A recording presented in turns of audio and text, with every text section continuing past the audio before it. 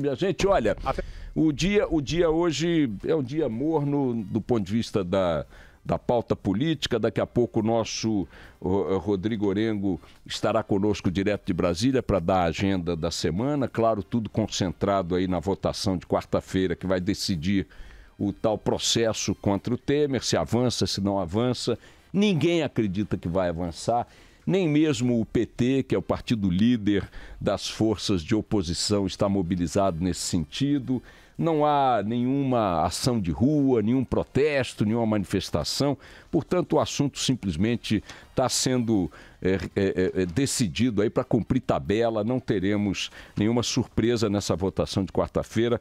É a expectativa de praticamente a unanimidade dos analistas políticos, também dos jornalistas, também dos próprios políticos. O que vem acontecendo, mantendo aí uma rotina que repete a tradição histórica brasileira do presidencialismo de cooptação, é a troca de votos, ou a conquista, ou a consolidação de votos em troca de cargos, em troca de verbas, em troca de projetos, em troca de benefícios, em promessas de verbas futuras para o ano que vem.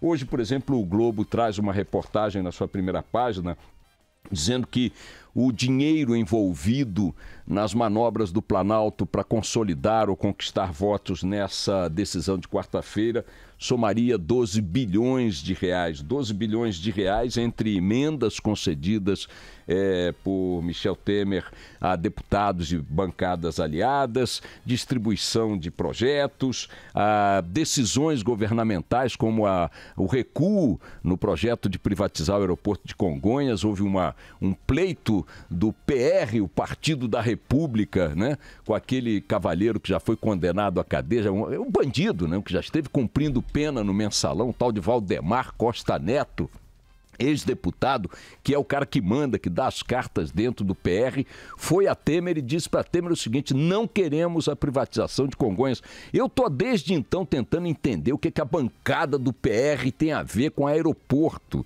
Deve ser porque viaja muito, deve ser porque gosta de colecionar réplica de aviãozinho, eu não sei o que é, mas o fato é que a bancada do PR foi lá e disse: olha, ou cancela a privatização de Congonhas, ou nós não votamos a favor do arquivamento da denúncia. Assim como esse episódio escandaloso, a despeito de escandaloso feito à luz do dia, quer dizer, o que escandaliza ainda mais, ou seja, os caras nem vergonha, nem constrangimento têm de colocar a jogatina à luz do sol.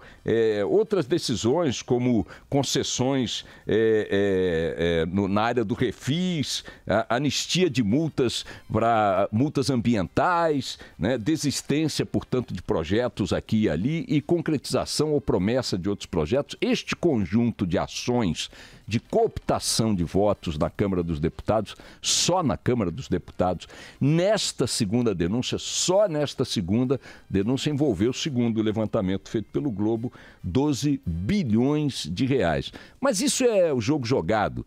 Ninguém tinha expectativa de que a Câmara dos Deputados faria qualquer coisa diferente. O que está acontecendo, como detalhe cotidiano, é apenas o ajuste do preço, porque a possibilidade da Câmara, inclusive da oposição, fazer algo mais decisivo para que a denúncia de Temer contra Temer avance, simplesmente não acontecerá.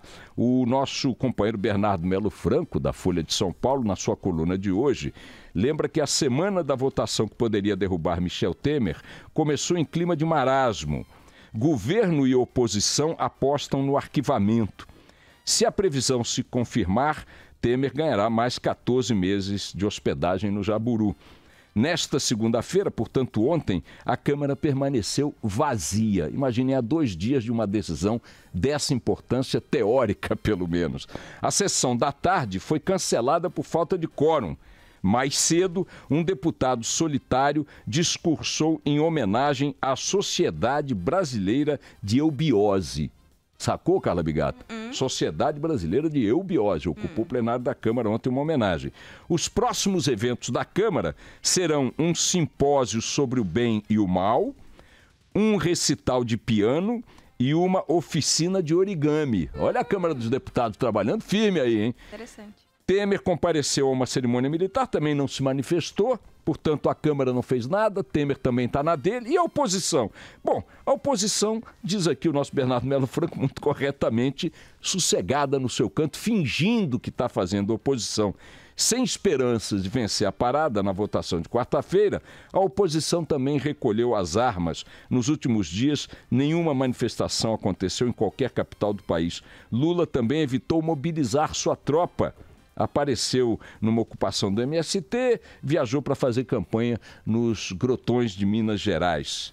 É claro, como é sabido, que o PT prefere que Temer fique por aí, porque ele é um presidente impopular, ele é um presidente desgastado. Melhor ter um adversário como esse no Planalto do que apostar aí numa possibilidade de substituição repentina do Temer. Sabe-se lá qual seria o desempenho de Rodrigo Maia na presidência da República. E, finalmente, ele diz que não é só a oposição, não.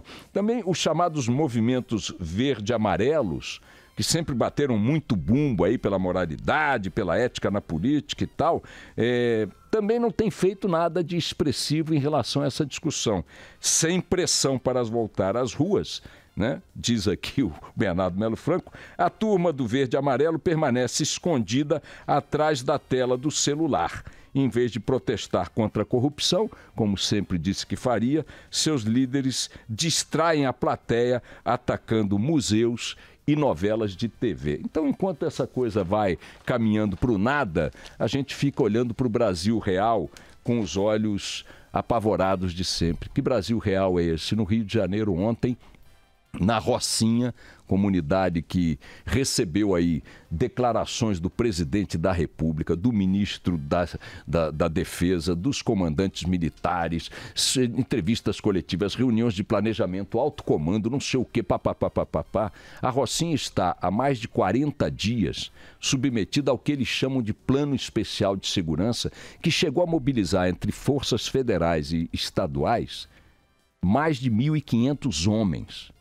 Mais de 1.500 homens. E o resultado desta enorme mobilização, 40 dias depois, continua sendo o domínio da Rocinha pelos dois grupos criminosos que disputam o controle daquele território, em plena zona sul do Rio de Janeiro. Resultado desse domínio da bandidagem, que lá ainda está armada até os dentes. Ontem, 2 policiais militares foram gravemente feridos, um deles com colete à prova de bala tomou um tiro de fuzil que perfurou o colete, perfurou seu tórax. Por sorte, ontem as informações é que eles estavam fora de perigo, mas foram ferimentos gravíssimos, o outro com um tiro de raspão na cabeça. E como tragédia pouco é bobagem, na mesma Rocinha, um policial militar resolveu abrir fogo contra um carro de um guia turístico, confundiu lá o carro que não teria respeitado uma ordem de parar, abriu fogo, desrespeitando o protocolo da própria PM nesse tipo de situação. Não se deve abrir fogo contra veículos que não se saiba quem está dentro. O carro tinha isso filmes, e este tiro matou uma turista espanhola de 67 anos, repercussão muito negativa, como não podia deixar de ser. E um menino de 14, 15 anos, na Baixada Fluminense, no mesmo Rio de Janeiro ontem, também morto por uma bala perdida numa troca de tiros entre policiais e bandidos. Já são 17 crianças vítimas de balas perdidas este ano no Rio de Janeiro, 8 das quais mortas. O total de vítimas por balas perdidas no Rio de Janeiro este ano, 164. 47 pessoas mortas por balas perdidas, incluindo essas 8 crianças.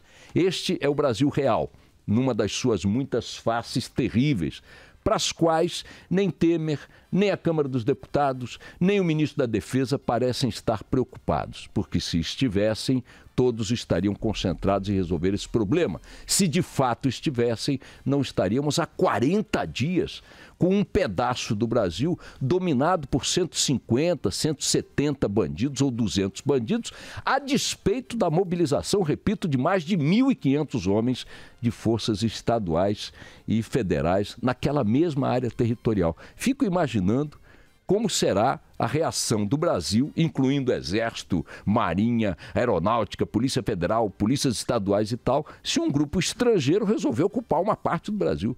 Porque fiquem sabendo, um grupo nacional de bandidos, de bermuda e sandálias, com fuzis, que não chega a 200 homens, está ocupando uma parte do território brasileiro há 40 dias e todo esse aparato federal e estadual tem se mostrado incompetente, incapaz, impotente diante dessa realidade. Este Brasil real não interessa a Brasília. Vamos lá.